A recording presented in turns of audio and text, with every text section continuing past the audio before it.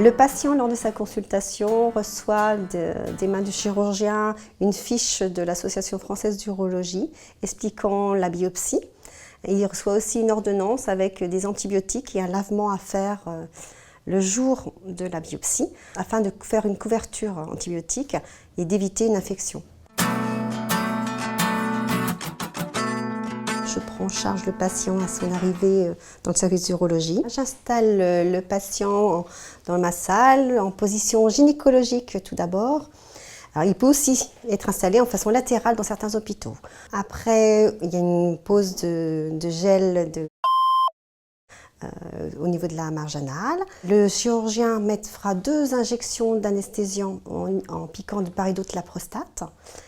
On commencera les biopsies sous éco-guidage. On fait une biopsie de prostate, c'est un fait, mais quand on vous dit de venir pour une biopsie de prostate, en fait, il va y avoir 12 petits prélèvements.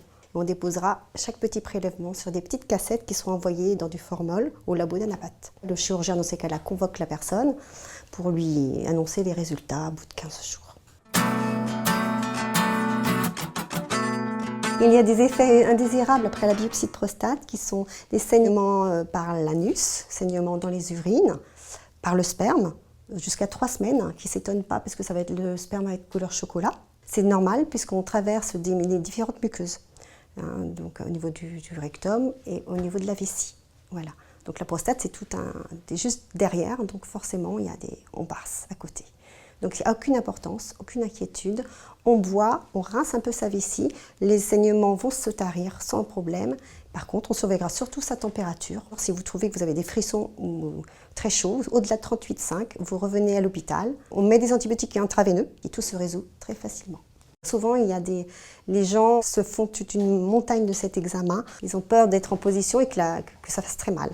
Donc il faut vraiment les rassurer en disant que c'est fait sous local et que ça dure une dizaine de minutes tout au plus. Les patients, quand ils sortent, me confortent dans le fait que c'est surtout un examen désagréable plus que douloureux.